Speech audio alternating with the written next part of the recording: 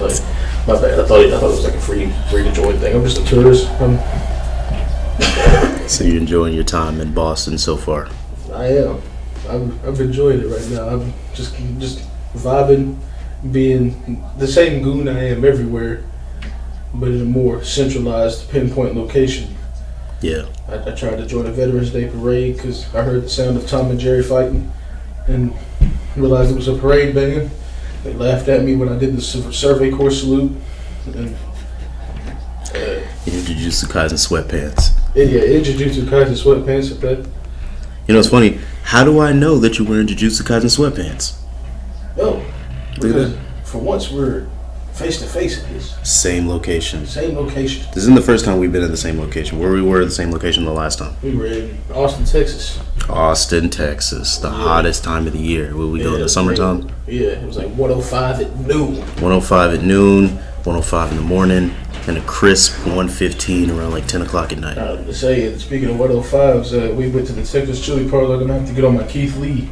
And let everybody know that I give the Texas Chili Parlor in Austin, Texas a 1.05 out of 10. 1.05 out of 10. Yeah, that's just of convenience. That whole 1.05 points comes from the fact that they were right next to the hotel. That was convenient. Yeah. But the next time somebody give me tomatoes and my mac and cheese, they get chokeslammed to hell. The waiter got you a water and you had a Sprite initially, right? He didn't even ask you what you had. He just poured water in my Sprite though. That's hilarious because he was so hell bent on like making sure he was getting to everybody and tending to everybody's needs. He took your cup, filled it with water, and just walked off. Didn't even ask what did you have to drink. I think he just wanted the non-whites out. I ain't even gonna lie to you. You know, that's kind of fair. He reminded us of some celebrity. I can't think of the name. He was like a mixture of Will Ferrell. Yeah, and some really serious actor. Yeah. I just can't think of it. It was like a Will Ferrell, Michael Cera hybrid to me. Yeah, a little bit. And had a little bit of, who's that guy with the really squinted? Alec Baldwin. Yeah. I just kept thinking of the show he was on, but I just kept thinking. Rock? Rock, something Rock. I don't know. It was a weird show. I didn't like it too much. I didn't like it either. I remember it though. He used to come on at like 11 p.m. when I was trying to sleep.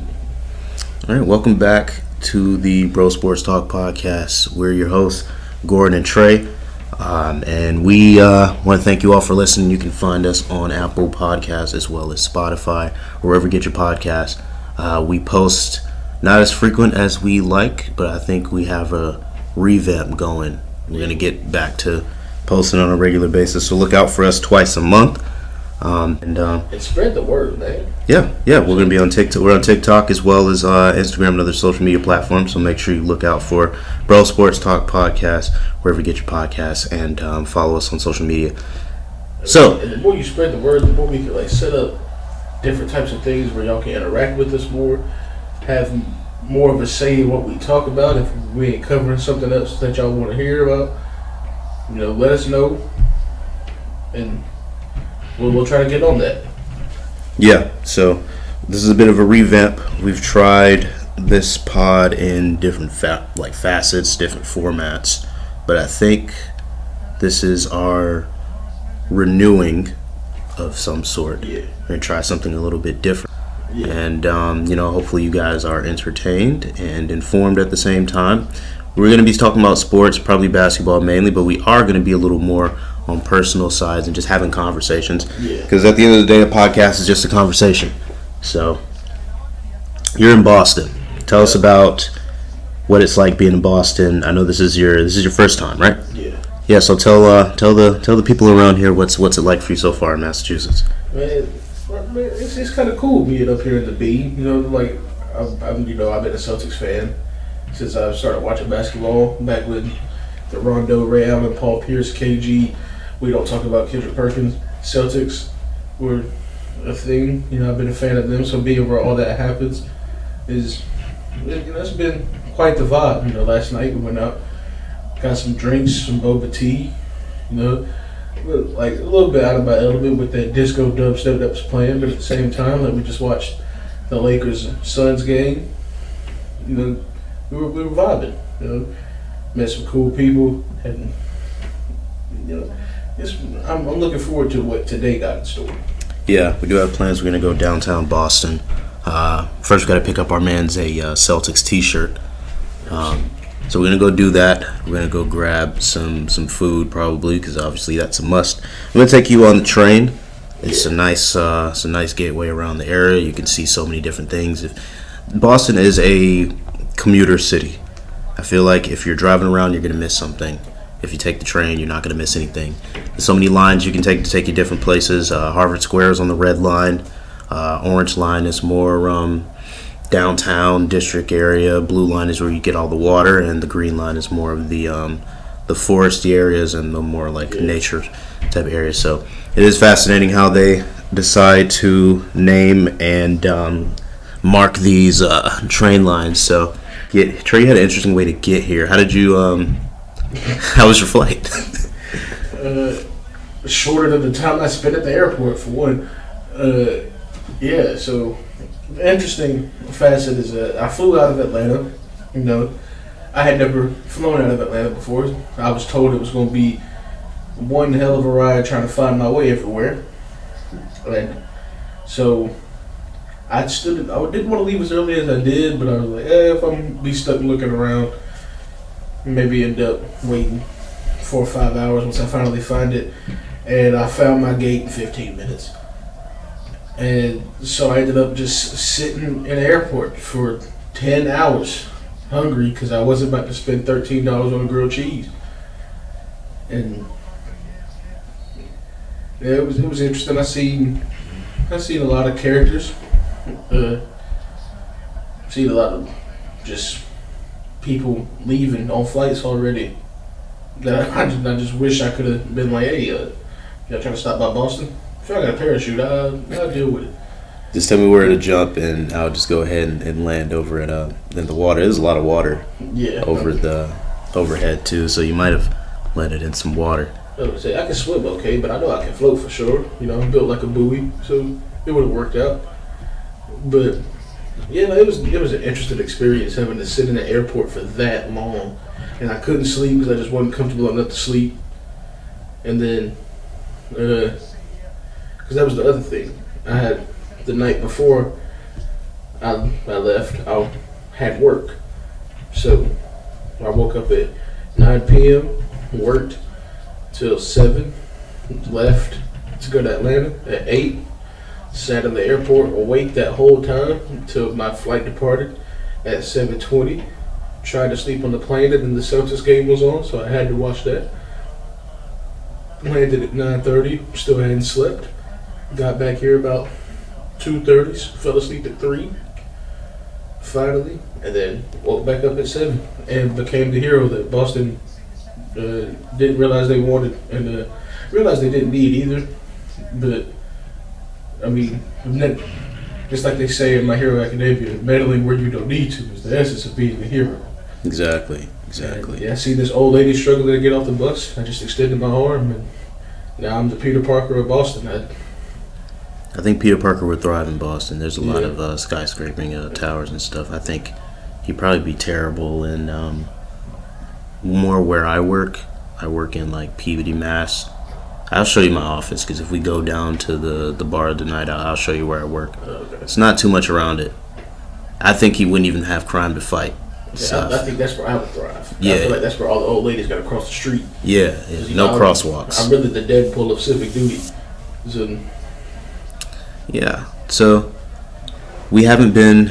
This isn't our first guys trip. This is our second guys trip. We did talk a little bit about Austin, more about the temperature and getting around Texas Chili Parlor. But that was your first flight in a long time, right? My first flight ever. First flight ever. You had a connector. Did you guys fly out of Chattanooga the first time? Yeah, we went from Chattanooga, Tennessee to Charlotte, and then to Austin.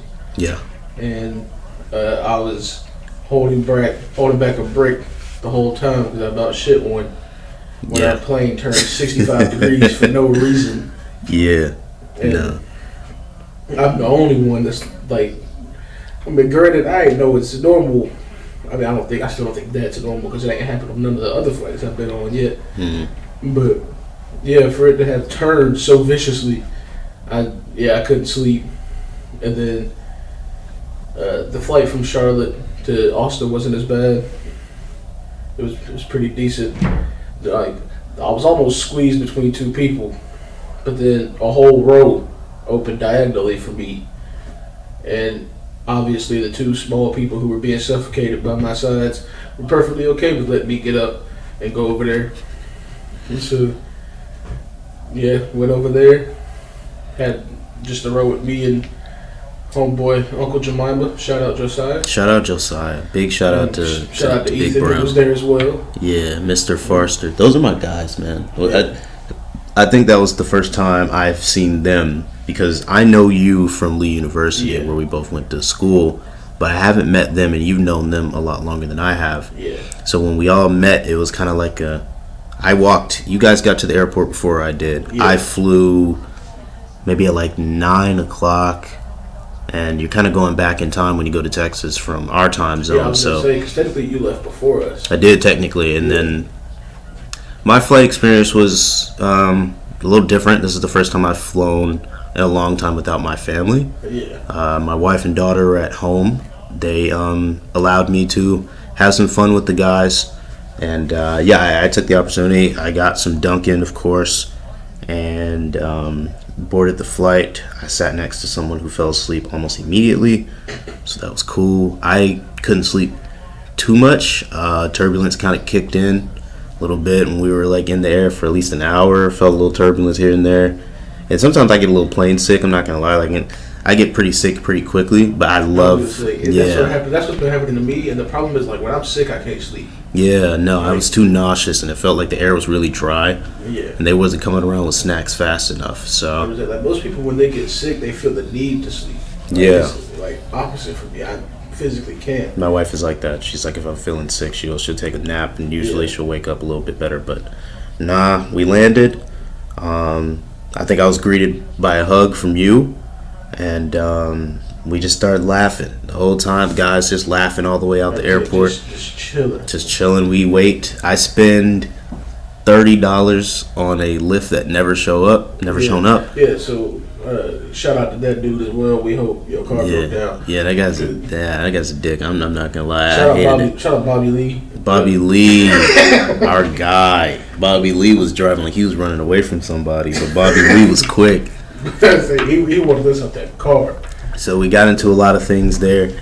Took a lot of lifts because the first thing we did was get food. Texas Chili Parlor was L, so we went to what we all knew was a great spot, Waffle House. Yeah. And I tell you, I live in Massachusetts now, but I'm originally from the South. Haven't had Waffle House in so long. Haven't had it since college, and first experience back, it's just like, oh man, got some Waffle House sauce with a burger. You guys had your food. And what did we do after? Did we go to the mall or anything? Was that like the next day? I think we went to the Illusion Museum. The next day, right? Yeah. Because I don't think we did it on the first day. Because the first day it was like we got food, and then after that we went back to the hotel, and then after that. Yeah, we went back to the hotel. Go to the pool and went in the pool. Yeah, we were going to 6th Street. Yeah. We discovered where Gotham really is. Yeah, so there's two sides. If you're not familiar with Austin, Texas, there's two sides. West 6th and East 6th. Yeah. West 6th is more of the ritzy district. You get all the college age, middle-aged people, and all these fancy restaurants, bars, lounges, everything. It's definitely somewhere where you're going to spend a little bit of money. So if you're ever looking to go to Austin and you go on West 6th Street, it's a really nice district. Shout out to the waiter that tried to take $30 from me. Mm-hmm. Big shout out to the people that are trying to scam. But then we hit East Street. And that's where Batman fights crime. There was a gunshot. There was a bullet hole in a gas station where you tried to use the bathroom. Yeah. The craziest shit I've ever seen. Then we walk a block and there's like a dude holding a sign wanting weed. Yeah. Suck it, dig. Naruto and Madara are fighting. Yeah, no, that's the fucking craziest thing I've ever seen. Because the funny thing about that was we went I originally was going for DreamCon. Yeah, and you were going for DreamCon. And then since everybody turned up, and I was in the Discord server for the convention and realized that it was impossible to do shit there. Mm-hmm. So I was like, why would I waste time waiting on these lines? By the time I get done, I ain't even hanging out with the people I'm here to hang out with. Exactly. So I chalk that up as a loss, and because I'll see what I came to see anyway, and I saw more than that because Naruto and Madara were throwing hands on E6. Yeah, that was wild. I think, and the funny thing is, there were still clubs there, but they were so much different, and it was like people trying to pass out flyers for like the fight was happening, and it was just mad weird. It was just like, I don't know. Like you ain't, like I get it, it's hot in Austin, Texas, but like, why ain't you got pants on? I don't know. It was an experience. I don't think I've ever had a guys trip before. I think I've tried to have guys trips. A lot of the time, people, you already know how it is, people drop out. Yeah. But I think we really got to kind of get to know each other on a more like personal level. Yeah. And get to speak to each other in a different way. Because we all went our separate ways again. It was like a different party chat. Because now it's like, I know you a little bit more. I know your habits. We have actual memories to talk about now that include me, because you guys do stuff on a more regular basis. But since I'm all the way up here and you guys are already down there, we don't really get to like connect. Yeah. So we've been on 2 boys trips now. Leave in the comments where you think we should go next, because me and Ethan stay talking about Tay is wanting to go to Vegas. We're thinking Vegas in February. Let us know in the comments what you think about Vegas in February. Shout out Truck Driving Tay. And if you want us to talk about our experience in February, leave a like. Leave us a 5-star review. If you're on YouTube, leave us a comment, leave us a like. Let us know where you want us to go, and let us know if you want us to tell us a little bit more about our Texas and whatever we get down into in Boston, because we got some stuff to do tonight. And we might record right before you head out, because I think you head out on Sunday. Get a quick little recording in, talk about our experiences after, or whenever you're back in Tennessee, we can talk about it. But we're here to talk about Celtic basketball. We're here to talk about our personal lives. We're here to talk about our experiences. So the Celtics had a big couple signings this offseason. Mm-hmm. Kristaps, Drew Holiday. And usually when that happens, we lose depth. We lost Grant Will. We lost Rob Will. We lost Marcus Smart. A big loss in Marcus Smart. Yeah. See, I'm 50-50 on that whole Marcus Smart thing. Because a lot of the problem with the Marcus Smart deal was his main issue. Like, he was kind of like in the way of Tatum and Jaylen Brown taking the control they needed to. Jaylen Brown just signed a massive contract too. Yeah, I want to get into that actually. Yeah, we can get into that. I was on Instagram one day. Like, I follow Kristaps Porzingis. I've been a fan of him since he was drafted. Shout out to Porzingis, K Porzy on IG. Yeah, shout out the unicorn, man. And like, you also know, for like the last 3-4 years, I've been saying the Celtics need a Kristaps Porzingis type player. Exactly. I just didn't think it manageable to end up with Porzingis, and then we did. And the first thing we did is extend him to keep him with us. And I saw somebody like in the comments on his Instagram making it about race. Of course. Like, they were saying, oh, of course Boston extends the white guy before they extend Jaylen Brown. And I think, like, the thing people need to understand is, one, there's a reason all y'all Instagram commenting dudes is not GMs. Because he was talking about how he would extend Jaylen Brown first, not realizing that this man is eligible for a supermax. And we got bird rights on this man. So we're allowed to go above cap to re-sign him. And I felt like it was important for people to know, so that this conversation doesn't happen when, say, Luka gets his extension or Jokic, when people don't start thinking it's about race. Because the bottom line is, it was just easier to give Porzingis that $30 million. Go ahead and do that, because it's not $200-300 million that they're having to give up, especially when they have all the time in the world. Not all the time in the world, but they had up until the end of this season to re-sign him. Yeah. And I think traditionally you want to be able to lock in your new signings because their window for signing is a little less prevalent. And I think they want to make sure they get all their – I think the front office just wanted to make sure they had all their money together so they can sign Jaylen for that max deal. And do I believe that Jaylen deserves that big of a deal? I can I can attest to him being one of the best second options in the league, and everybody knows Tatum is going to get more anyway when it's his turn for his extension. I think with the Jaylen Brown signing, it was a lot of things. Number one was to silence all the trade rumors. He'd been in trade rumors for a long time, especially when players like Anthony Davis were available, KD were available. Jaylen Brown has always been in trade rumors. And a couple of the players that were always in trade rumors were eventually traded away. We also lost Brogdon. And, we'll get to that in a little bit. But Jaylen Brown getting that contract, a lot of people were kind of like, whoa, eyes got really wide. Like, whoa, what is he? How does he deserve that much money? He has no left hand. All these things about Jaylen Brown. But we don't want to talk about how pivotal Jaylen Brown has been for us in the playoffs, how he has been so pivotal in the regular season. He had just gotten an All-NBA selection, All-NBA second team. Shout out JB. Yeah, and his defensive impact. His defensive impact is crazy. I think to a surreal extent. Yeah, man can guard everything that's not a massive five. Yeah, and even like his on-ball defense is a little less desired than his off-ball defense, but his off-ball defense is sort of how the Boston system kind of gets their defensive rotation in order. Defensive system, and people have now seen that with I've seen people comparing it to a defensive awakening with what Porzingis has been doing there. Mm-hmm. But people don't understand he's always had that ability.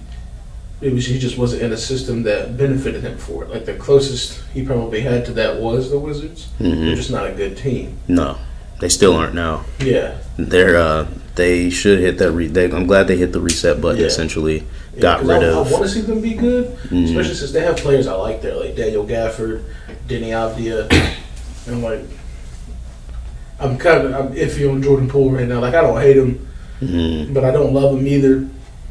I think Jordan Poole was kind of done dirty in the system of Golden State, and not in the regard of a little bit. Not in the regard of that's not a great system. I think a player like him getting to see Steph Curry do what he does, getting to see Klay Thompson do what he does, and Draymond is a big proponent of making mistakes because Draymond has some of the wildest plays sometimes, and I think the freedom in Golden State was not given to JP. Yeah. So now that he has that freedom over in Washington, he's going to act out. And he's had some terrible plays against us specifically, like when he tried to do that turnaround on the ISO with Porzingis. Yeah, Porzingis blocked it easy because because I think people underestimate his perimeter defensive switchability as well, because he's not known as the best rim protector, but he's not a bad defender. I think before, when he was in New York, I think he had a really good defensive impact on that team and kind of was their engine defensively. He was the defense for that team. He really was. He was the anchor of the defense, and then he can shoot from 50 feet out. Yeah. Yeah, my thing with Jordan Poole is, like you said, like we mentioned, he didn't have that freedom in Golden State. Mm-hmm. Jordan Poole is one of the most, electric scorers that you're going to see. His change of speed is insane. The way his foot matches his hand movements and handle. But obviously, when you, take him from being a third, fourth option and then give him his own team, he's going to act out a little bit. It's going to take a season of him adjusting. He's going to be arguing with teammates. You might see some arguments with coaches. And, you might see that type of stuff. As long as they manage it. Because I kind of compare this to the Latrell Sprewell problem. Oh, yeah. Jordan Poole's issue right now is he's hooping like he's on a mini hoop in his room. Yeah.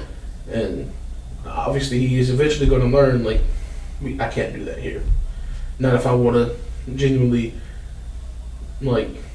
cement my name. Yeah, when he wants to start winning games, Yeah, I'll be a what could have been the more I play like this. He doesn't have any expectations right now. Yeah. I think someone who does have big expectations is Derek White with the offense. I love Derek White. I love having Derek White and Drew in the same backcourt, and then we slide Tatum down to the 4. I think constructually in the playoffs, I'm not sure if Tatum's going to play the 4 or the 3, depending on how much we're going to rely upon Al. Because I think if we don't utilize Al as much now, but right now we don't have much of a choice because our front court depth is looking a little sus. Yeah. See, I think we have the tools. We just gotta trust them. Yeah, and I don't think that guy's much an amazing 6 man. Yeah, I think he'd be a perfect 6 man. Yeah, absolutely. let Tatum play the 4 because now we have good enough perimeter defense, like to manage that. Derek White's a great perimeter defender. Drew Holiday is probably the best one of them in the league. One of the best, yeah, absolutely. And Jaylen Brown is not no slouch, no slouch on defense. So that takes away from what Jason Tatum really has to do. And then he also can shade a little bit more because even after that he's got Porzingis back there. Mm-hmm. And that allows Al Horford to not have to play 35 minutes a game. He can come in, put in 22 minutes, and do that at high efficiency. Our backcourt, we got tools like Delano Banton, who I think is one of the most underrated signings in the offseason. Straight out of Toronto. Shout out Canada. And then Peyton Pritchard, he's still on the roster. Yeah, I thought we were going to lose him. Yeah, I think few people I thought we were going to lose, and we lost most of who I thought. I didn't think we were going to lose Rob Will, but I knew we were going to lose Grant. Yeah. I think I saw on Facebook or something that he was going to be gone regardless. Yeah. Didn't know where he was going. Grant, Pritch, and I even thought JB was going to be gone because you remember those rumors about him going to Houston with Harden? Yeah. Neither one of them are in Houston. Mm-hmm. But I know he had a strong love for Ime Udoka and what Ime stood for. Yeah. So when he left, it was kind of like, okay, well, maybe Jalen's gone too on some Michael Jordan type shit if Phil Jackson leaves. But he didn't take it that way. Jaylen Brown has done so much for this community. I think I'm going to take you downtown and I'm going to show you, he has a wax figure of himself in one of our train stations on the Green Line. Mm-hmm. And people take pictures next to it. I'm going to see if we can find it and take a picture next to it. All right. But he does a lot for the community, him and Tatum. I think all of them, with the Boys and Girls Club and all these charitable foundations. Jaylen Brown's building parks in Massachusetts for people to play basketball in. He's using his $30+ million to $300+. My bad. Yeah. I don't know money. $300+ mil to give back to his community. He's embraced Boston. I think he doesn't feel like Boston has embraced him as much, but I'm glad we just didn't lose him to the Hawks in any off season. Yeah, I think the whole reason I thought we were going to lose Pritchard is because when he checks in the games for us, he is very high energy. He's everything good about Grayson Allen without the bat. Yeah, absolutely. He's very high energy. He can be crazy efficient. He can put up high scoring numbers in a short amount of time. But we just weren't playing him when we needed him. Yeah, exactly. When we needed somebody to be that spark plug, Ime Norja Mazzulla would put him in the game. You noticed, not to cut you off, you notice how when someone becomes someone's vet, eventually they're off the team? Yeah. Is that a curse? Because let's put it this way. When LaMelo Ball first got into the league, Bismack Biyombo was his vet. Mm-hmm. Next thing you know, next season, Bismack Biyombo's not on the team. Marcus Smart takes Pritch under his wing. Now Marcus Smart's gonna mentor Ja. Yeah.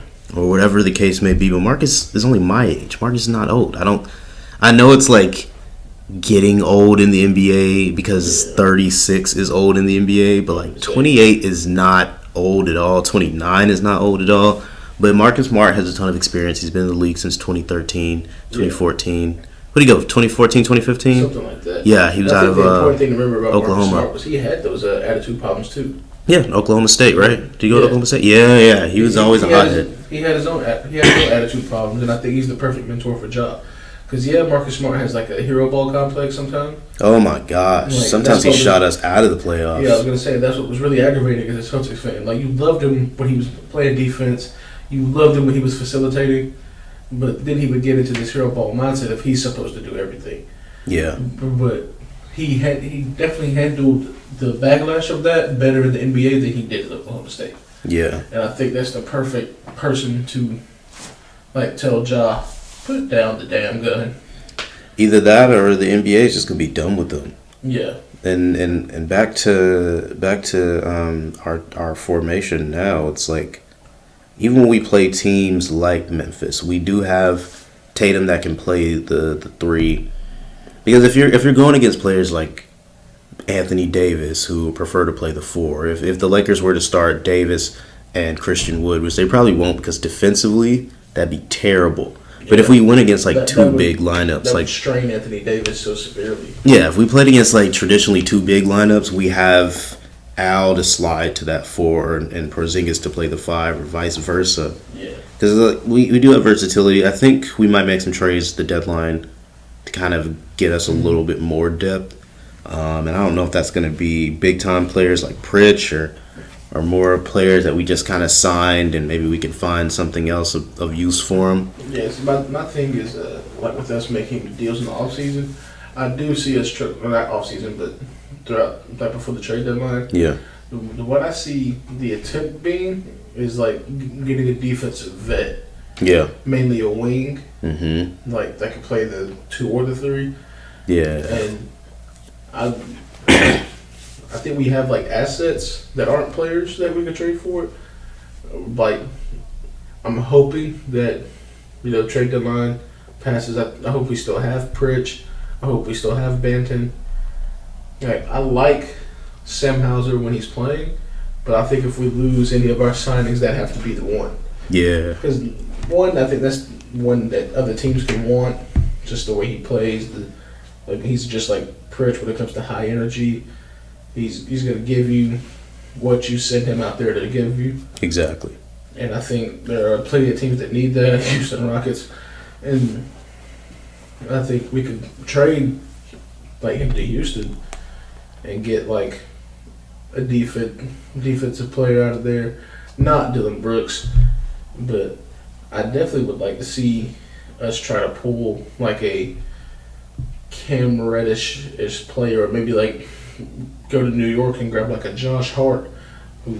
We'd have to give up big for Josh though. Yeah. But I liked when we had Jay Rich. I think that was a really good signing. Yeah, I was so upset when we lost him, Schroeder. We lost a bunch of players at deadline last time. Yeah. But we Schroeder, went so far. Himself. Schroeder did do it to himself. Yeah. I think he should have just stayed with LA because he ended up signing a really small deal with us, and now he's playing as a starting PG in Toronto. I mean, good for him. Shouts out to him. Get your bag.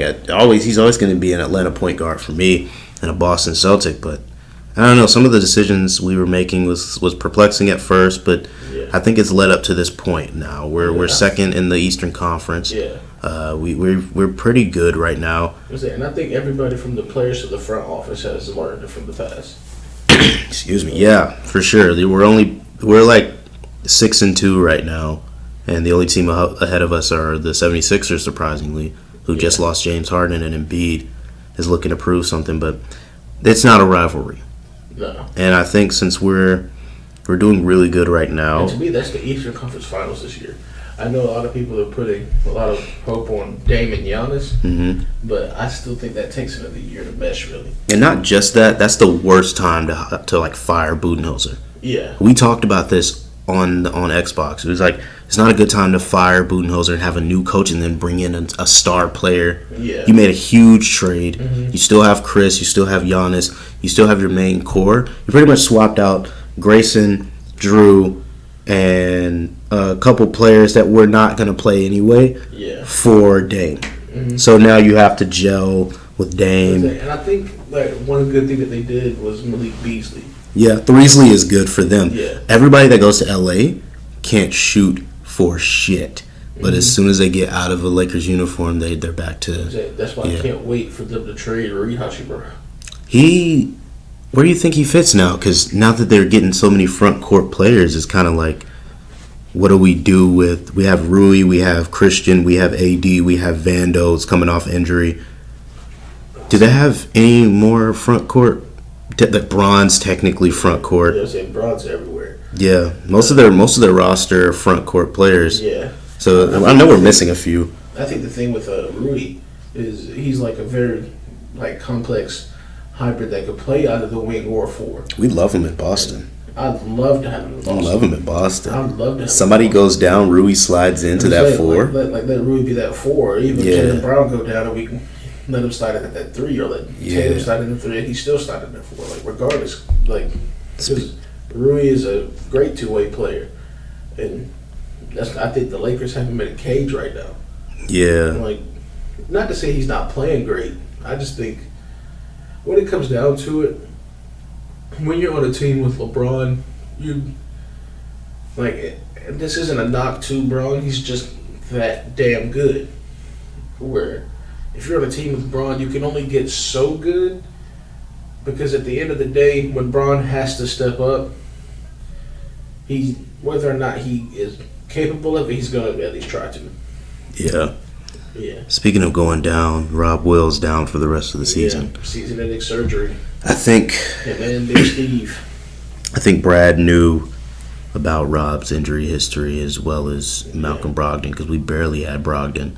Brogdon was out most of the season, and when we traded Brogdon to the Clippers, he failed their physical, so his injuries are pretty severe, and now he's on the Blazers, and that's a really weird team right now. Scoot's out for a little while too, so we'll see what Portland does, especially with players like Anthony Simons, who's only 24, but he seems like the vet on the team. Yeah, he's like the vet. It seems like he's the vet on the team, and he's 24 years old. They really went young. They do have Jeremy Grant as well. With the Blazers, another player that could be on the Celtics. But the thing that bothered me is when it comes to college, I'm a UNC fan, and the way that Nasir Little was stuck with the Blazers. Yeah. That kind of frustrated me because he's a talented player. He's very talented. We can use him on the Celtics too. Yeah, there's going to be a long list of players that I'm like, we can use him on the Celtics, put him on. But oddly enough, I think the best fit for a Nasir Little would be a watered down version of the Jordan Poole situation where you sent him to, say, Houston. Or Detroit. Yeah, or Detroit, where he wouldn't be the number one, but he'd be a number 2, number 3 option. Yeah, and even could sometimes play 3 or 4. He'd have the freedom to do more than just play defense and rebound. Yeah, I think he has a Jeremy Grant ceiling. Yeah, and that's a hell of a talented player, especially what Jeremy Grant has been able to do. I think he should have stayed in Denver, but that's just me. Yeah. But I understand players wanting to have bigger roles in contract negotiations aren't easy. Gordon has been great for Denver. Yeah, I think he was the better fit because Aaron is very unselfish. I think the way Jokic plays, his teammates are kind of not mimicking his style, but they're influenced by his style of play because if one person's just boom, boom, boom. I know you guys can't see me right now, but I'm doing a motion of passing. Yeah. Everyone wants to be contributing to that positivity. Yeah. And I think that's why, for a lot of time in Boston, we haven't had a lead ball handler or a lead playmaker. Because a lot of the time we're trying to turn Jason Tatum into more of a do-it-all. Do-it-all wing. And he's very healthy. He's almost an Iron Man damn near. He hurt himself in the playoffs last year, which was terrible. But he's been healthy the whole run prior. And even when he did have that little injury, he kept playing. Yeah. So turning Tatum into that do-it-all. Turn him into Mr. Fix-It all the time. That's the issue. Because right now Tatum's where KD was in OKC and maybe his last year there. Now, I don't want to say this is gonna happen, but we gotta make sure we win, and Tatum wants to stay. Mm-hmm. You know who he be texting? When he want to have a game dedicated to someone, where that young man play at? Listen, I'm just gonna say it, bro. Tatum might go to LA, and that's a scary thought because when Bron's retired, I think they might still have AD, bro. Yeah. And AD and Tatum, AD would be I think in Tatum's mind, it'd be like the Shaq and Kobe pairing at some point in time. And I know it's a terrible comparison to make for Shaq and Kobe because those two were different. Yeah. There's no other Shaq and Kobe. Prefaced it with the right words, though, in Jason Tatum's mind. Yeah, because Tatum, Brooke, they love Kobe. I don't think they want to be Kobe because Book even came out and said, "No, I'm not. I'm Devin Booker. That's not something I should be compared to." And neither is Tatum, but that's his idol. And if he got to play in LA like his idol did, I think he might take it. If we don't win in Boston, so I wouldn't call this. And to close us out, I wouldn't call this a make or break year for us, but it's definitely we do have finals expectations, and we do need to at least make that finals interesting. Otherwise, we can't let shit hit the fan on it. Obviously, if injuries happen, this, that, and the other, but that just means all the staff has to be on their P's and Q's. Training staff, load management. Obviously, don't do it too much. We want our boys to win awards, but like I think again, priority is like keeping this like new big three we have, like with Porzingis, Brown, and Tatum, and even Drew, because I love Drew. You're sitting right there, and I love Drew Holiday. He's like. It kind of makes you feel bad for Brogdon a little bit because, like, if you notice, Brogdon was on the Bucks. He was like supposed to be the guy there, and then they go get Drew and he's gone. Then he comes to us. He's supposed to be the guy with us, and then we go get Drew and he's gone. It's like D'Angelo Russell with Lonzo Ball. Yeah. There was like trade rumors when LaMelo was about to get drafted that he was going to go to the Wolves. Yeah. First pick. And I was like, he about to get traded for another ball brother? That is nuts. Insane. But did you hear about Big Baller Brand suing LaMelo? Yes, because of the MB1 name. Yeah. Craziest shit I've ever heard. Hey, man. Alan Foster literally stole money from them, and now he wants to sue them again? Yeah. No way. You're not going to win that case. Yeah. And even if you do win that case, no one's going to talk about it because you're already a fraud. You have a bad name anyway. Twitter's already slammed you. There's no need to try to redeem yourself. So, this has been Bro Sports Talk. This is Gordon. That's Trey. Thank you for joining us and listening to us talk about things that we enjoy to talk about. And hopefully this has been informative but yet entertaining for you. We'll see you guys next time then, won't we? Absolutely. All right. Let's go Celtics. Let's go Celtics.